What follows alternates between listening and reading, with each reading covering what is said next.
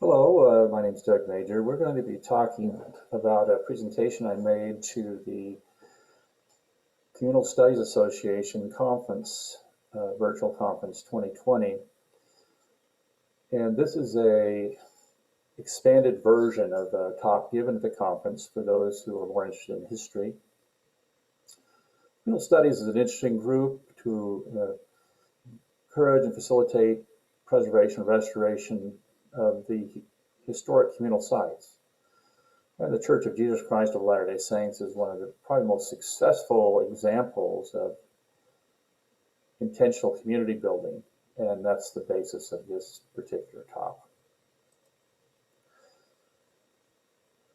Dynamics of ecclesiastical leadership in Mormon communal colonization, the San Juan Mission's Dance Hall Rock decision, the Hole in the Rock expedition as a case study.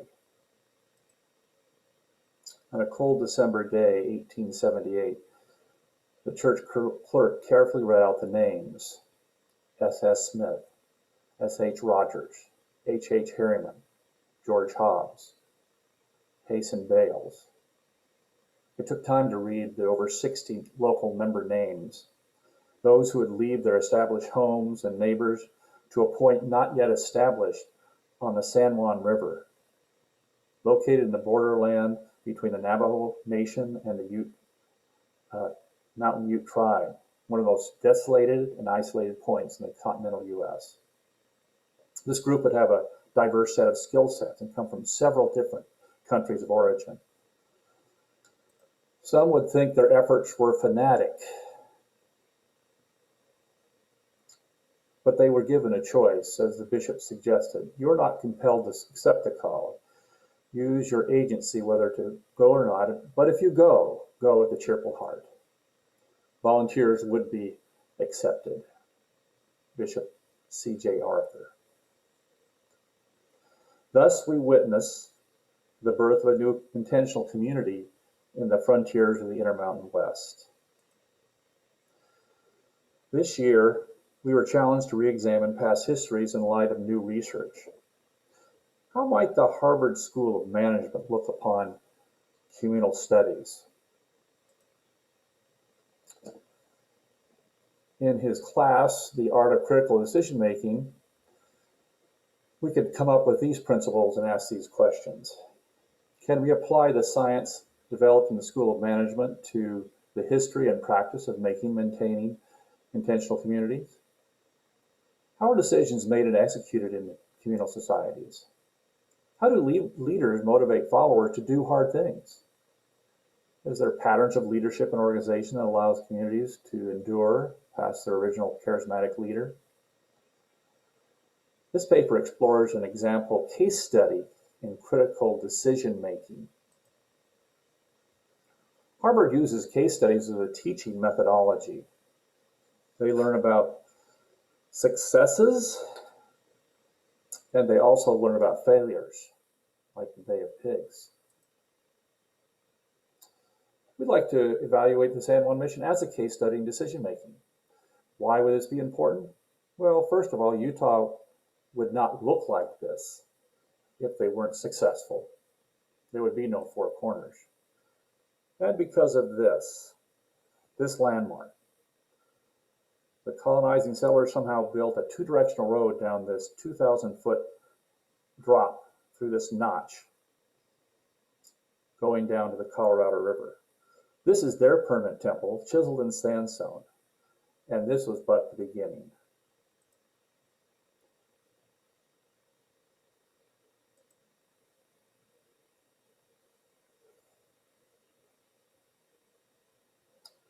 David Miller, historian, said this expedition would be an excellent case study in the highest type of pioneering endeavor that broke the wilderness and brought civilization to the West.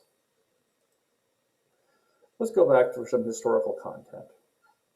Economist Leonard Arrington points out a formulaic process of LDS community building. It usually began in three phases. First, a preliminary exploration by a company appointed by and equipped by the church. Secondly, colonization companies appointed from the settlements. And third, the new community was expected to follow the pattern to create civil and church institutions modeled after previous settlements, and to attempt again to connect the Zion community. Unlike other expansion of the West, these communities were not spontaneous or independent, but actual planned by the church.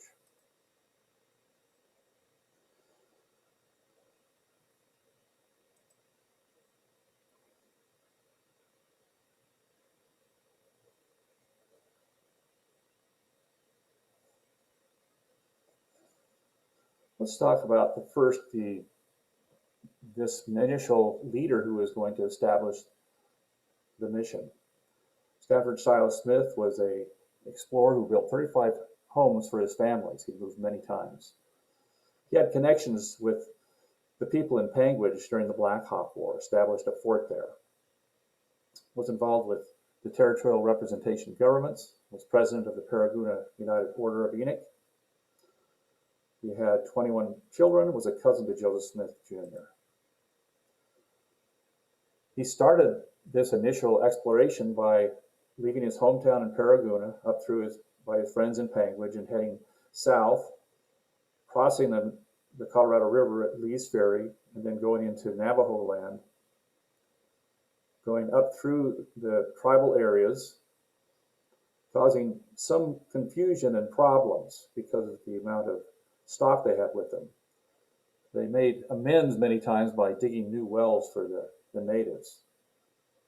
They made their way back up to the San Juan River basin valleys, settling in a place called Montezuma Fort. From there, they went north through current-day Planding, crossed both the Green and Colorado River, following the old Spanish Trail down back to their homestead. Going across Indian Territory, Silas realized that there would be difficulties in bringing a large party that way, and the longer route northward seemed also out of the question. So through his friendships with those in Panguitch, he, by writing letters, had asked for advice about a shortcut, a route through the newly established Escalante Basin.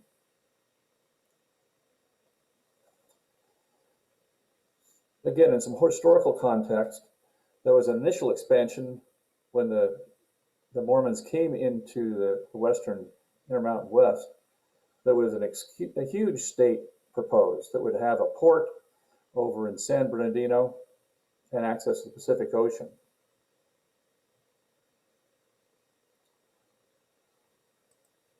After that initial expansion, it was actually led by a lot of different options. Fortunately, the Salt Lake area was a buffer zone between the Shoshone and the Ute tribe, so there was very little Native American resistance initially. But after initial exploration, they went northward, purchasing the Miles Goodyear cabin in Ogden, and were actually invited by the Chief Wakara to go southward. Chief Wakara wanted Mormon settlers in the top of the Spanish Trail in San Pete Valley called Manti, and then also in a wintering ground by the Lesser Salt Lake in Parowan. This initial expansion was changed by a large contraction during the Utah War, Buchanan's blunder, which thus may be historicalized, killed none, wounded none, fooled everybody. After another period of expansion, Native American discontent caused a second contraction during the Black Hawk War. Particularly those areas in Panguitch and all the outlying communities were asked to, again, go back to larger settlements to reduce the possibility of conflict. But after that passed, there was another time of expansion. And Arrington said this in the 1870s. The prime economic problem in Mormon country in the 1870s was overpopulation. With the influx of immigration, natural increase of population filled the land. As young people were married off, they had no place to settle near home. and the resources were being exhausted unless they go into manufacturing. This second wave of new settlements caused more than 100 new settlements between 1876 and 79 through the Arizona corridor as well as San Juan Mission area. Just of note, Joseph Smith's Jeffersonian Zion was an agriculture Zion. And this is Thomas Jefferson's idea. It was the best way to build individuals was to have a country of yeoman farmers, as to cultivate moral character and develop a fully responsible person. But to be only farmers, farmers need land to survive, particularly in the arid Utahs. Brigham Young said, I want hard times and hard places, so every person that will stay for the sake of his religion will leave. This is a good place to make saints. As for gold and silver, this country equals all of this, but leave it alone. We will cultivate the land, brethren. Plow your land, sow your seeds. So one of those people that was a part of this new generation who needed new land was Platt D. Lyman, born on the Platte River from the Mormon Exodus to the apostle and member of the First Presidency, Amasa Lyman, and Eliza Partridge. Eliza Partridge was the daughter of the first bishop of Zion, Edward G. Partridge, and a plural wife of Joseph Smith Jr. Amasa lost his apostleship in 1876 while he embraced the spiritual movement and became a president of the Godabite Church of Zion. Platt had something to show. He wanted to show his faith, and he requested Salt Lake to be a part of the expedition. And what was the expedition made of? It was a good example of the demographics of the baby boom at the time. Of the 264 members of the group, almost 70 were under age 5. There are also a number of what we would call bachelors from the 18 to 30-year-old group. There were 41 of those. And they were very much like the elders, Mormon elders of the day, and they would provide manpower and muscle for the expedition. Of this group and the 2 who will be born on the trail, it was reported that none died in the process. One of those brash young bachelors was Joseph Bingham Hobbs. He was a part of the initial exploring trail group, and he'd left his sister back in the San Juan Valley with 4 very young children. He will make many solo trips back to bring food, and had promised her to not leave her isolated. Let's talk a little bit about Joseph Smith's unfinished business. Brigham Young had a strong desire to fully implement the Equitable Society of Joseph Smith that he had sought to create, called the United Order of Enoch. Following the Panic of 1873, and 3 years before his death, Young began a gigantic and ambitious effort to create Zion communities where there would be no poor or rich among the Latter-day Saints. Wealth would not be a temptation. Every man would love his neighbor. People would labor for the good of all. So beginning in St. George and going north, Brigham energetically created almost 150 United Orders, and which many of the leadership were a part of, using Brigham City Cooperative by Lorenzo Snow as an example. In November 1879, Silas Smith caught up with the main body of settlers who had already left and headed out towards the desert past Escalante, and assumed his leadership at a place called Dance Hall Rock. By then, the mission realized it was in dire straits, hemmed in by the Capowawitz Plateau to the south and the Escalante River Gorge to the north. The only route was funneled down to a 200-foot notch in the Colorado River called the Hole in the Rock. Almost marooned by winter snow, the majority of the company being women and children, one pioneer reported, "Before he left our homes, we were told the country had been explored and the road was feasible. Now we found that someone had been mistaken." So with that information, let's go ahead and begin our case study of the San Juan mission. There are a number of principles that need to be addressed when we talk about how to best manage difficult decision-making process. The first is to realize a cognitive bias. These are decision-making traps that demonstrate our human limitations in thought process while we make choices. And we recognize this to avoid self-deception. First of these is something called a confirmation bias, the tendency to rely on information that confirms existing views. And that's why human beings are systematically more overconfident. In this area, I think the LDS Church is very high on the list. Their theology believes in a God that's accessible and is very much interested in human activity. And as part of this accessibility, they look at opportunities to show their faith by challenges. Another effect is something called the sunk cost effect. And this is a tendency to escalate commitment over a failing course of action if a group has invested a lot of time and effort. And of course, this has already been well spent. People leaving their homes, selling their houses, loaded up, already going 150 or 200 miles, no way back. There's a huge sunk cost effect. Probably the best example of that would be a person by the name of Jens Nelson, who would say, "It is a voice of the Lord for me to go, and I am going by the help of the Almighty, and the Lord will have a tried people." Jens is unique and will become a spiritual leader of this particular expedition. He is called Crooked Feet by the Navajo in regards to some damage he incurred coming to Zion in Utah.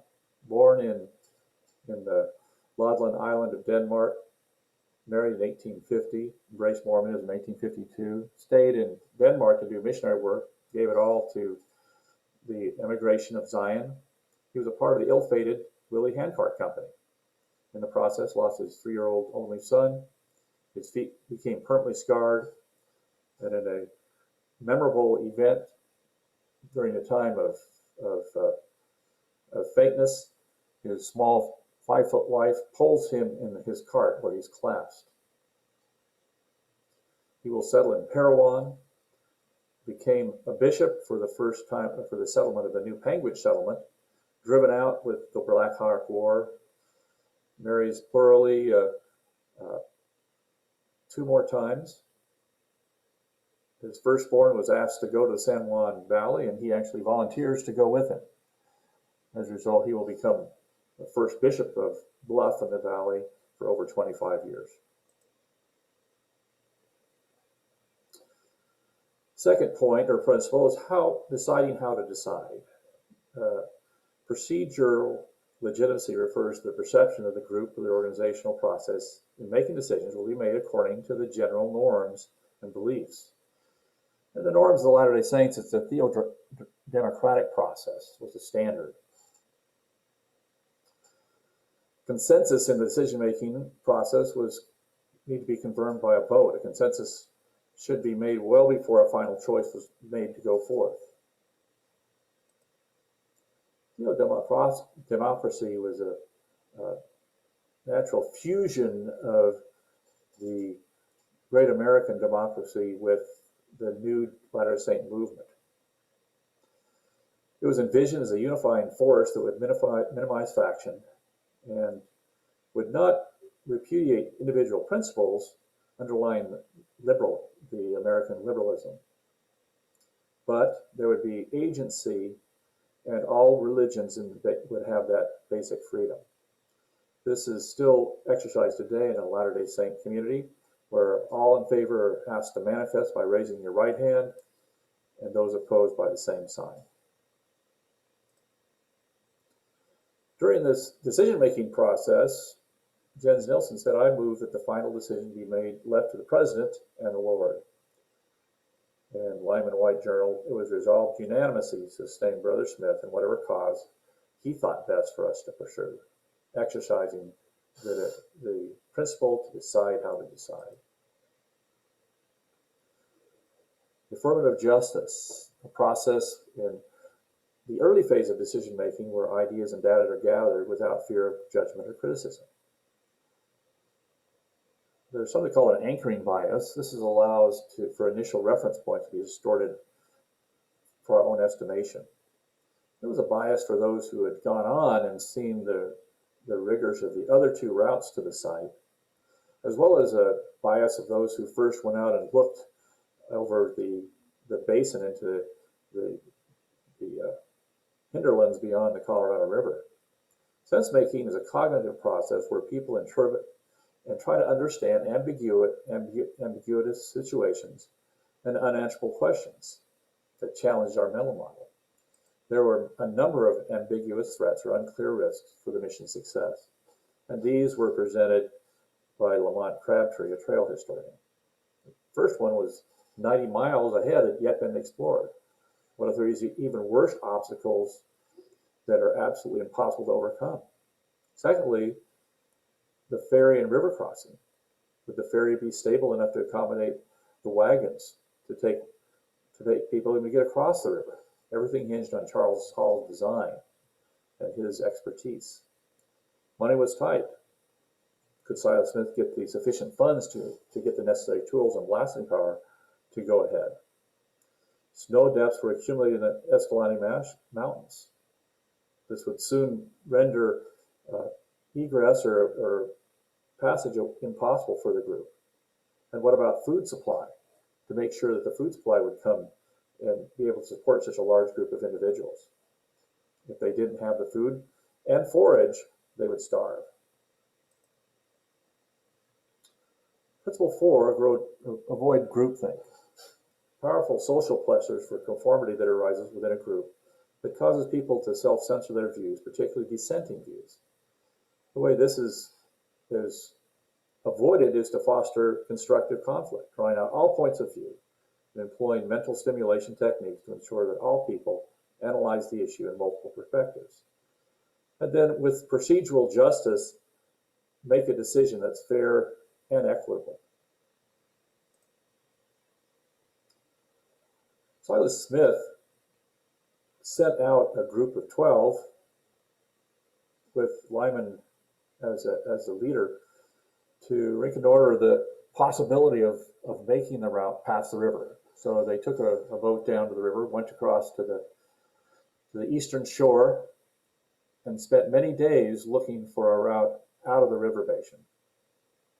Lyman White drove back to camp in the rain, which made me wet to the skin. The evening, an informal meeting was held in Brother Smith's tent, when those who had been out reported the results of their exploration. Juan Jones said several meetings were called by the men at the head. It was finally almost unanimously decided to go and work and make our way through. So there was a majority report, and some of the advocates, including Juan Jones, said after the boys had been out one trip and tramping about, the boys returned and gave their reports, about as many kind of reports as men. Some reported it would be out of the question for the company to attempt to get through this route. And they had good reason to think so. Samuel Rowley, who had gone ahead, had 7 children at age 13 out in the desert. Cornelius Decker, a part of a large Decker group, had a family included young married couples with 2 infants and 2 pregnancies.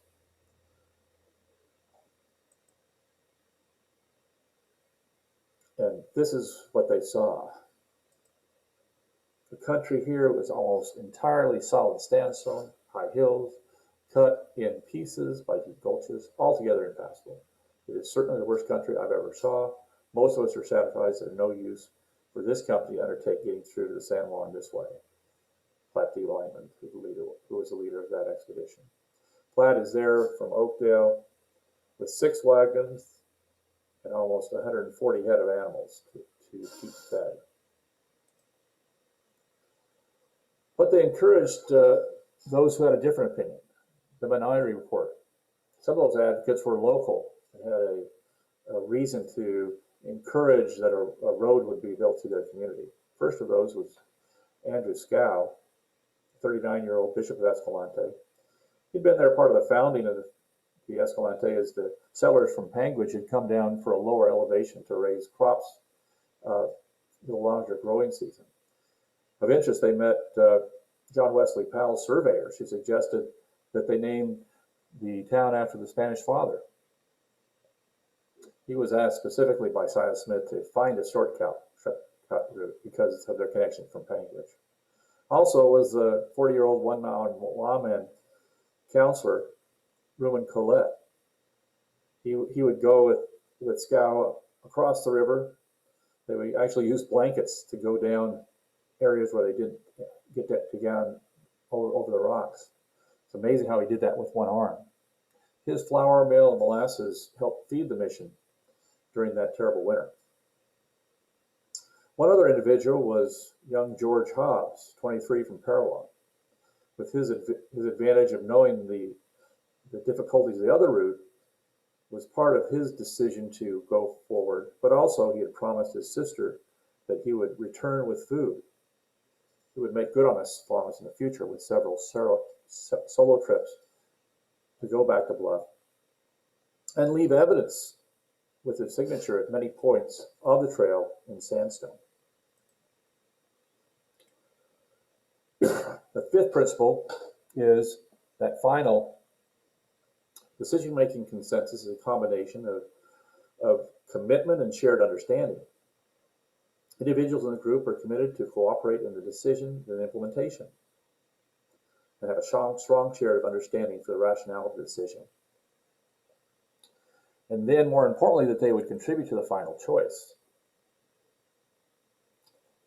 using methods of consensus affirmation and team building.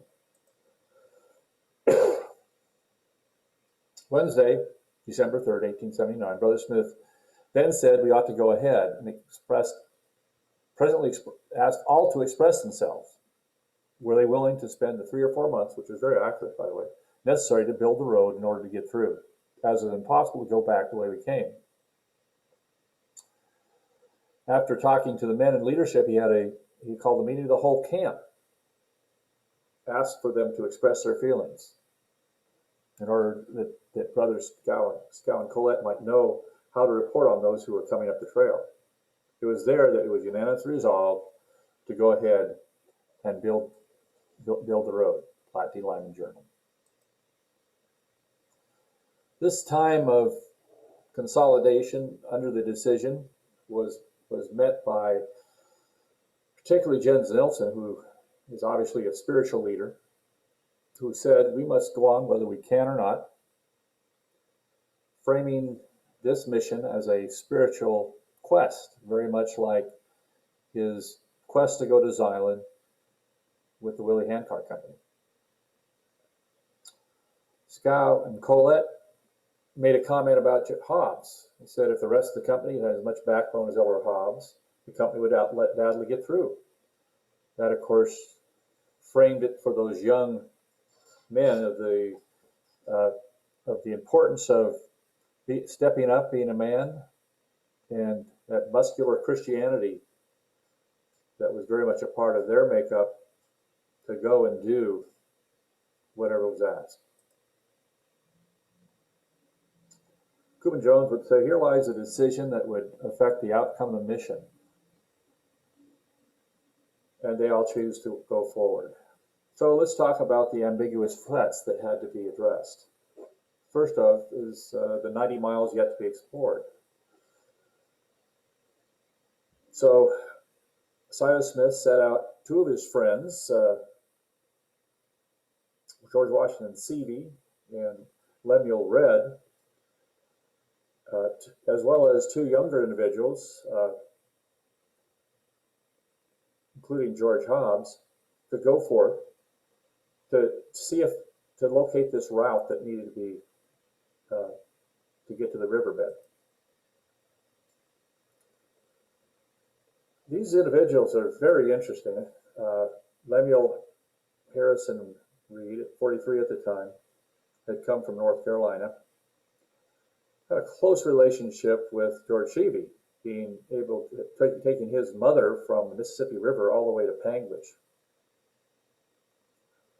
He will go later with Seavey down to Colonial Juarez, Mexico, and be in the state presidency there. George Washington Seavey also is an interest. As a late teenager, his 49er friends who were taking him to the gold fields left him ill in Salt Lake City. Of interest, he was part of a rescue party that helped rescue the Willie Martin Hancock Cart Company. In other words, he possibly had that interaction with Jens Nelson. He was president of the United Order of Panguage, close friend of Silas Smith. He will become the road superintendent. He's got a daughter in the expedition and will spend that winter in the next few year or so working on the road, making sure it's passable in both directions. So they go up to the other side of the river and encounter this. They call something called Little Hole in the Rock to get out of the canyon across the river called Cottonwood Canyon. Go down and then up this place they call the chute. It's hard to believe. Go across the Gray Mesa and end up in a place called Slick Rocks. There, not able to find a way down, George Hobbs, interesting enough, followed some mountain sheep down this trail that was later later used as a trail to bring the wagons down.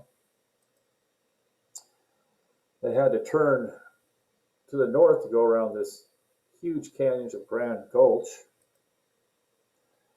Christmas Day, running out of food, lost their bearings. George Hobbs goes to the top of this notch to identify his location, identifies the Blue Mountains and realizes that he has to turn south from there down Combe Ridge. This huge rock formation, and they go around that next to the river and up the San Juan Valley. So they were able to locate a very difficult but possible route. Second ambiguous for us was about the ferries. Would they be able to build ferries to cross the river? Of interest, Charles Hall already had the wood cured and waiting, and very soon brought it down, established a household next to the river that would be required to run the ferry in both directions. And as quickly as January 26th, they brought the wagons down the hole and started ferrying them very quickly across the river.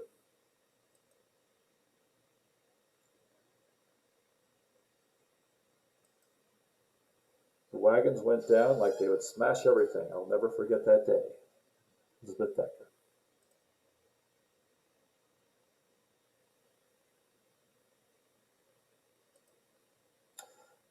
Charles Hall from Belmont, Maine,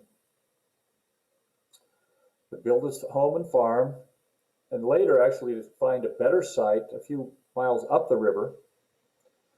And it is today called, in his honor, Hall's Crossing. And yes, there's still a ferry today that goes across Lake Powell to the other side of the river. Ambiguous set number 3 is, could Silas get sufficient funds to get the tools and blasting powder? Did he have the political clout? On the way back to his home in Paraguna, he apparently ran into people that had some powder, and they sent over 25 pounds of giant powder to the hole. And interestingly, they only had 25 pounds to build the notch at the hole in the rock. After that, after they'd gone across the river, another 1,000 pounds came via the railroad down to Richfield and up through Panguage. To get an idea, they used 25 pounds to get down to the river, and they used another 1,000 pounds to make the rest of the trail. Give an idea of the magnitude of the effort. I don't think I ever seen a lot of men go to work with more of a will to do. We were all young men. The way we did make dirt and rocks fly was a caution. Cedar boys were coal miners. The way they did make rocks fly was a caution.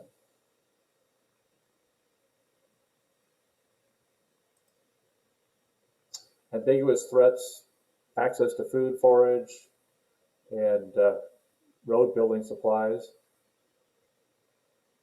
Even though it was one of the worst winters in the year, abilities to bring food out was still possible because of the connection with those in Escalante. They used all their extra stores to help supply the settlers. When they'd gone up the other side, there was a large amount of meat and cheese they brought over from Panguitch, it said. Because of these connections, 200 pounds of pork, 40 pounds of cheese. This would be called Cheese Camp on February 13th, 1880.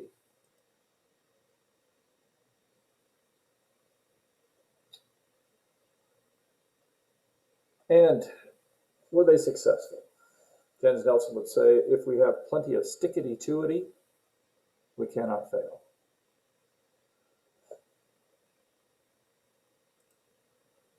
Stickity-toity was a Danish word variation of stick-to-itiveness. Cumin Jones, considering how that large company worked and blasted their way through the country of that nature, and being there during 6 months of the most severest winters, it looks to me as though there was something more than human power and wisdom associated with it. And a reflection of Sarah Perkins, unity among the people, coming out with no convenience, and yet were just as happy as they could be, demonstrated the united portion or united feeling of the decision-making process. And so they would establish some settlements, but mostly this settlement called Bluff, which is still there today on the banks of the San Juan River. Many would live and die there. So in conclusion, Silas Smith followed the principles of management that caused legitimate decision-making. This allowed for a commitment to the task and cooperation in the decision's implementation. Lyman executed on the decision to go forward, address many of the ambiguous threats and unknown challenges. And this leads to Joseph Smith's statement, I teach the people correct principles and they govern themselves. And so what's left over? Well, the posterity of those who made the trip have always been proud of the efforts made in taming the West, and recently has reestablished the Fort Bluff in Bluff City, including this new cooperative building and visitor center. As an aftermath of the United Order, Utah is still the most equitable state in the Union, according to the Gini coefficient of scores, as well as a leader in addressing the issues of homelessness.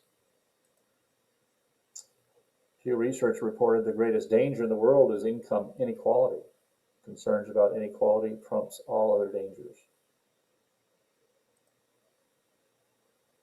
The Reds are going to stick around and build a beautiful ranch in Manassas, Colorado.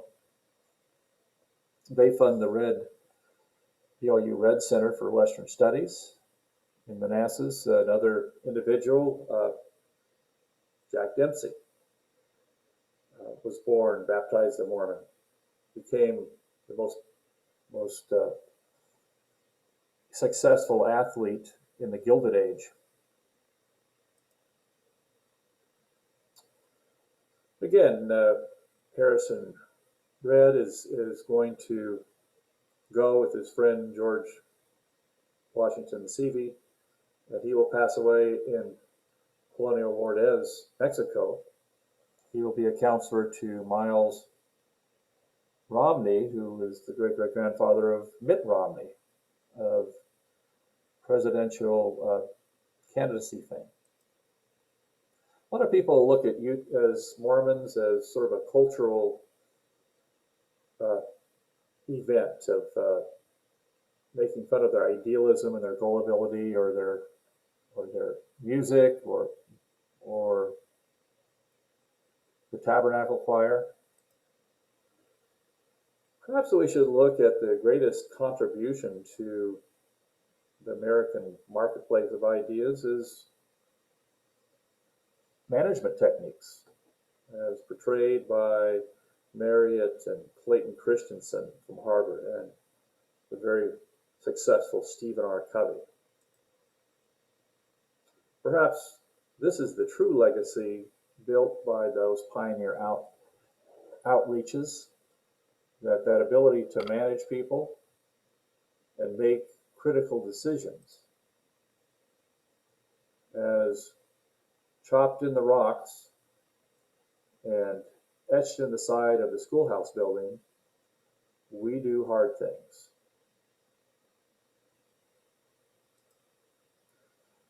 At this time, I'd like to go ahead and do a little added benefit from a Google Earth point to show you the trail with Google Earth.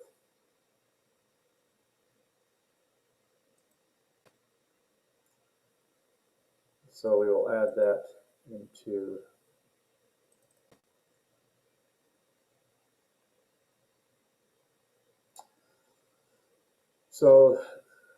the settlers actually began here in Parowan and Paragouna, Utah, as well as Cedar City to the south, borders of the Little Salt Lake, not the Great Salt Lake. The settlers would go up Paragouna Canyon, Red Canyon, and head over to Panguitch. From Panguitch, they would bypass Bryce Canyons and actually head down the canyon here through Wilso to Escalante. So you can see that the amount of effort that's taken. At Escalante, you can visit the Trail Visitor Center on the road right out of town. From there, if you proceed down the highway, you will see the original Hole in the Rock Trail where it leaves the highway. An idea of the cliffs and the Escalante River, how it sort of funnels the trail this way, impassable both directions almost, through the few springs that are there. And let's go ahead and hone in on Dance Hall Rock, that great meeting place of the settlers. Remember, they had to spread out in parties because the forage was so light. So it was very difficult to get them all in one group. They had to spread out to make sure that their transportation was fed. But you just get an idea of the roughness, even on this side of the river. So as the cliffs and the river gets closer, we move our way over to the one spot to get across. And of course, now there's the Lake Powell there of the Hole in the Rock notch. And this is really just sort of unbelievable to look down the notch and see the efforts made. But people do come and visit. From this side of the river, Charles Hall got them across, and they went past a place called Register Rock, where many of them signed their names, and pursued their way up the Cottonwood Canyon through a dugway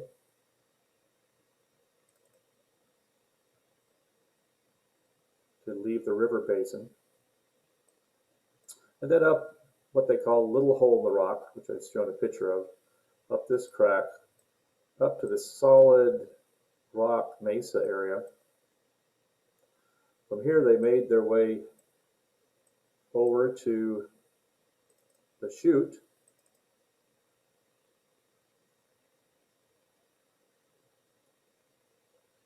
and up the chute across to Gray Mesa. Gray Mesa, as you look, overlooks the goosenecks of the San Juan River here. And they made their way across this generally sandy ground, but then they had to come down, and this is where George Hobbs followed the mountain sheet down to get down off this cliff face. Just get an idea of the Box Canyon nature and how difficult this was to locate any direction down, but they do make it down into this gulch. From here they go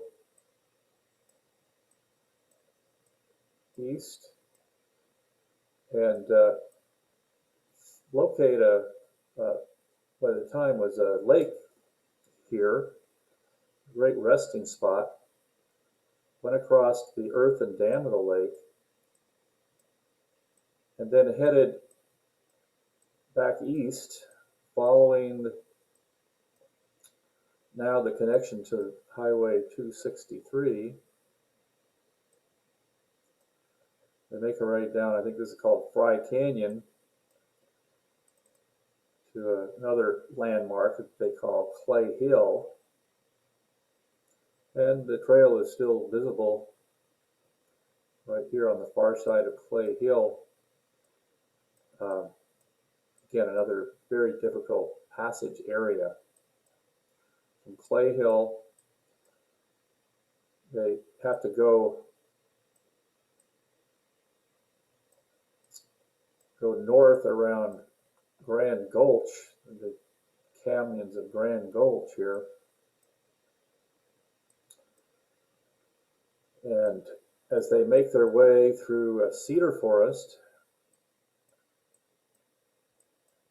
they finally go around the very tip of Grand Gulch and enter a place they call now Mormon Flats. Just east of there is Salvation Knoll, the place where the early explorers were able to locate their bearings. There's a very nice pull out there that you can go to the top of Salvation Knoll and look at the Blue Mountains. Here to the west is the Bear Ears, as well as Bridges National Park. So heading down towards the river now, if they've gone around Grand Gulch, they leave a highway and head down towards Comb Ridge and a place called Muley Twist. Comb Ridge is just this huge 50-mile rock formation, impenetrable, like the combs of a cock. There was a trail, a old Navajo trail up here that the original explorers went. The wagons had to go all the way to the river, go around, and then they had to go up this problem called San Juan Hill. As they make their way up San Juan Hill, they have to, again, move away from the river to get around this very large Butler Wash. They ford Butler Wash, and then they head back to Fort Bluff.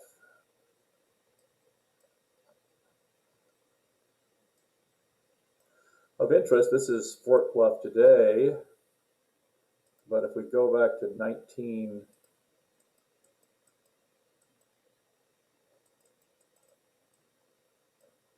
go back here a few years ago, there's really nothing there.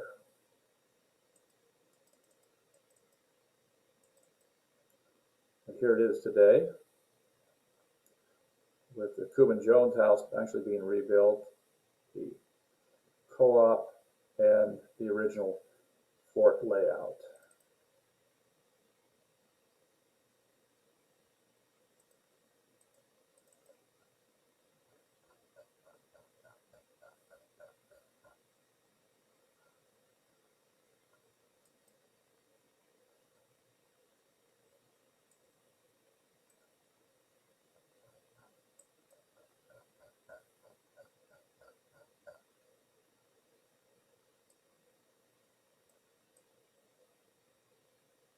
So there is Fort Bluff and its visitor center today.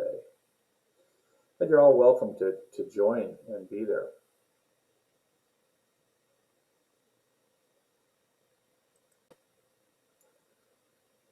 So I would suggest that you have a chance to go ahead and visit Fort Bluff. I would suggest also that if you have further information, look in the Hole in the Rock Foundation webpage. Have a wonderful array of knowledge and firsthand explanations of what went on. Please explore Cuman Jones' wonderful web page. On Cuman Jones' web page, there's also a unique film made in the 1930s of Cuman Jones, who has lost his leg, and some of the original settlers dancing the dances that they did on the trail. And so I'm hoping this is helpful for you in your history studies. And just remember, we can all do hard things.